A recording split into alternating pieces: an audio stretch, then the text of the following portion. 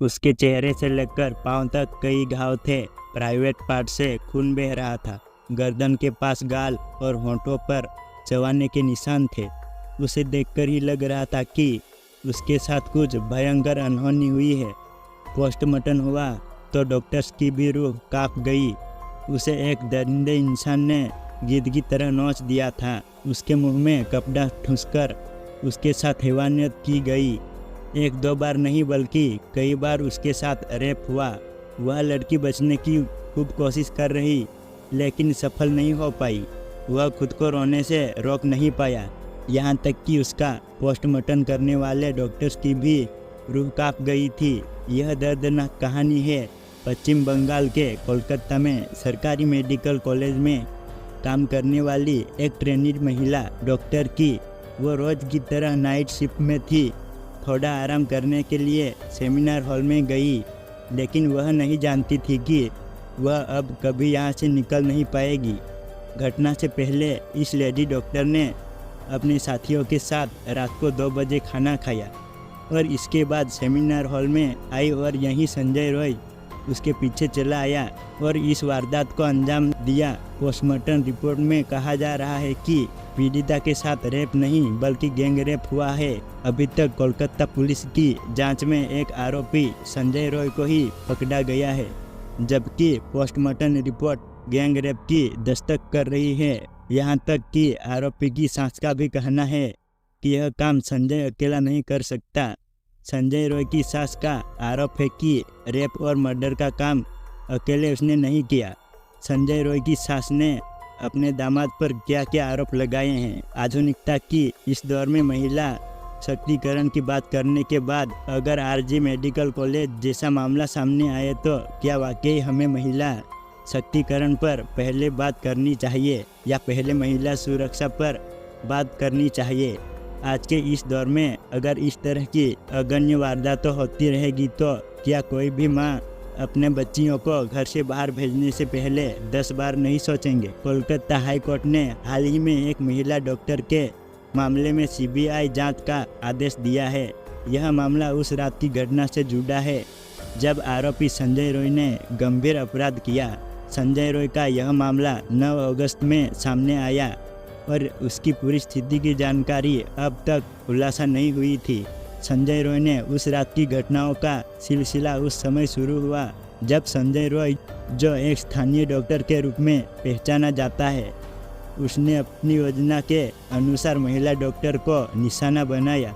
संजय रॉय की मानसिक स्थिति को देखते हुए उसकी गतिविधियां बेहद गंभीर और खतरनाक साबित हुई। पश्चिम बंगाल के कोलकाता में आरजी कर मेडिकल कॉलेज की ट्रेनी डॉक्टर के साथ हुई हैवानियत के मामले में, जिस पर कोलकाता हाईकोर्ट की खंडपीठ ने एक कड़ा निर्णय लिया है और इससे पहले कई सख्त निर्णय कोर्ट ने कि वो क्या निर्णय था वो आपको बताएंगे। आखिर कोर्ट ने ऐसा क्यों कहा कि पुलिस का काम यहाँ पर संदेहास्पद लग रहा है? पुलिस से यह सवाल क्यों पूछा गया कि क्या अपाकृतिक मौत का मामला दर्ज करने की क्या आवश्यकता थी? यहाँ पर इस तरह से सवाल जब कोर्ट ने पुलिस से पूछी तो पुलिस के पैरों तले जमीन खिसक गई। उस रात आरजी कर मेडिकल कॉलेज पर भी सवाल उठ रहे हैं, जो उस मेडिकल कॉलेज का दिन था जिसके बारे में बार बार यह चर्चा हो रही थी कि इस घटना के बारे में सुनते ही नैतिकता के आधार पर इस्तीफा दे दिया। क्या वाकई इस इस्तीफे की आवश्यकता थी या आवश्यकता यह थी कि वो खुद जाते हैं और पुलिस में इस पूरे मामले की रिपोर्ट दर्ज कराते? राजनीतिक स्तर पर क्या चर्चा इस पर हो रही है, लेकिन हाई कोर्ट के द्वारा दिया गया निर्णय और 3 सप्ताह बाद होने वाली सुनवाई के बारे में पहले आपको विस्तार से बताते हैं। दरअसल इस पूरे मामले में कोलकाता हाई कोर्ट की तरफ से कई सख्त शब्दों का इस्तेमाल किया गया और ये सख्त निर्णय पुलिस और अस्पताल प्रबंधन को पर थी। आपको बता दें कि इस्तीफा देने के और फिर उसी 24 घंटे के अंदर किसी दूसरी मेडिकल कॉलेज में नियुक्त किए जाने पर भी उन्होंने सवाल उठाए। अब यहाँ पर राज्य की सरकार भी सवालों के घेरे में आ रही है। ममता बनर्जी की सरकार बहरहाल उस विषय पर भी आपको बता दे, लेकिन इस पूरी निर्णय के बाद हुई कोर्ट ने सीबीआई को यह इस केस सौंपे जाने के निर्देश दिए। और सीबीआई ने ऑलरेडी इस पर काम शुरू कर दिया है। कोलकाता पुलिस से वह सभी साक्ष्य, केस डायरी सब कुछ ले लिया गया है और फॉरेंसिक टीम के साथ दिल्ली से एक टीम कोलकाता पहुंच चुकी है और घटनास्थल का जायजा लेने पहुंची है। एक वीडियो सामने आया है। यह वीडियो आरजीकर मेडिकल कॉलेज के सेमिनार हॉल का है।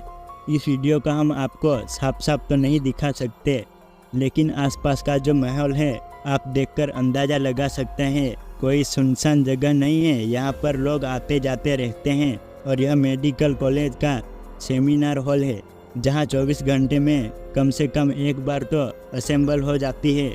ऐसा दावा यहाँ के स्टाफ के द्वारा भी किया गया। अब इस सेमिनार हॉल से जिस परिस्थिति में पीड़िता की मृतक लाश मिली है उसके बाद अप्राकृतिक मौत लिखना पुलिस की भूमिका पर भी संदेह के प्रश्न चिन्ह लगा रहा है। फिर इस पूरे मामले पर कोर्ट की सख्त निर्णय के बाद रेप और हत्या का मामला दर्ज किया गया। आरोपी पुलिस की हिरासत में है जिसका नाम संजय रॉय बताया जा रहा है, जो कि इसी अस्पताल में सुरक्षा कर्मचारी के तौर पर तैनात था। आरक्षक के पद पर वह काम कर रहा था।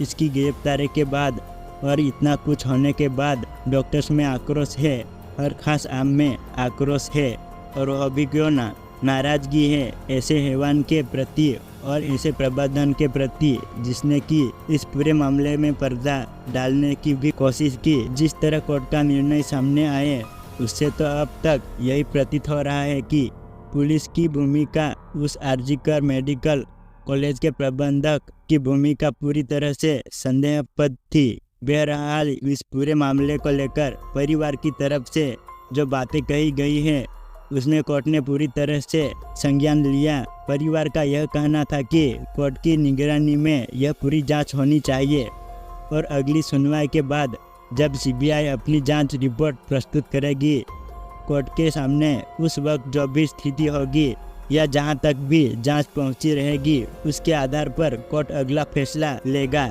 और आगे क्या कुछ स्थिति होगी इस पर भी रहेगी। हमारी नज़र पुलिस की और अस्पताल प्रबंधक की भूमिका को लेकर जो सवाल उठ रहे थे उस पर हमने बात की। अब इस पूरे घटनाक्रम के बाद से देश भर में डॉक्टर्स का विरोध शुरू हो गया है। कई बड़े अस्पताल जिसमें कि दिल्ली का एम्स भी शामिल है और अस्पताल के शामिल होने के बाद वहां के डॉक्टर्स का प्रदर्शन और ऐसे में 80% तक कम सर्जरी दिल्ली के एम्स अस्पताल में बीते रोज में हुई। हालांकि स्वास्थ्य मंत्री जेपी नड्डा के बीच में आकर आश्वासन दिए जाने के 15 दिन में उनकी मांगों पर अमल किए जाने की आश्वासन मिलने के बाद लगभग ज़्यादातर जगह से डॉक्टर्स की हड़ताल खत्म हो गई। लेकिन कुछ एक जगह पर लिखित आश्वासन की मांग को लेकर डॉक्टर लगातार प्रदर्शनरत है। उनका यह कहना है कि सरकार की तरफ से जब तक लिखित में यह आश्वासन नहीं मिलता कि डॉक्टर्स की मांगों को मान लिया जाएगा। जो डॉक्टर्स की सुरक्षा के लिए कानून बनाए जाने की मांग कर रहे हैं। अस्पताल में वो होने वाली अप्रिय घटनाओं से डॉक्टर्स का बचाव, इस पर इस तरह से एक फेयर वॉल की तरह मांग कर रहे हैं। जब तक इस पर लिखित में आश्वासन नहीं मिलेगा वह प्रदर्शन जारी रखेंगे। इस तरह के प्रदर्शन भोपाल और छत्तीसगढ़ के कुछ एक जगहों से ऐसे मामले सामने आए हैं। जबकि दिल्ली में जो प्रदर्शन हो रहा था वह केंद्रीय स्वास्थ्य मंत्री जेपी नड्डा के बीच बचाव करने और आश्वासन देने के बाद खत्म कर दिए गए हैं। कई तरह के सवाल इस घटना के बाद उठ रहे हैं। उन सवालों के जवाब तलाशी की सीबीआई उन सवालों का जवाब लेकर फिर आपके आगे में हाजिर होगा। लेकिन उससे पहले इस वीडियो को लेकर इस पूरे मामले पर आपकी यदि कोई प्रतिक्रिया है तो कमेंट करके बताएं। लेकिन उस ट्रेनी डॉक्टर के साथ जो हैवानियत हुई और आरोपी के खिलाफ क्या कार्रवाई होनी चाहिए, क्या बलात्कार के मामले में अभी जो हमारा नियम कानून है उसमें कुछ नापन, कोई सख्ती की आवश्यकता है। इस तरह की वारदात को अंजाम देने वाले लोगों का अंजाम क्या होना चाहिए। क्या यही पारंपरिक तरीके से जो कानूनी प्रक्रिया अपनाकर सजा दी जाती है, क्या यह सजा काफ़ी रहेगी। ऐसे लोगों के दिमाग में जो इस तरह की मानसिकता रखते हैं और मौका पकड़ने पर उसे अंजाम भी दे देते हैं, उन्हें संदेह देने के लिए क्या कोई सख्त कदम उठाए जाने की आवश्यकता है, कमेंट में ज़रूर बताना। दोस्तों कमेंट में जो कुछ भी आप राय देना चाहते हैं वो ज़रूर देना, ताकि उस महिला डॉक्टर को इंसाफ मिल सके। जय हिंद।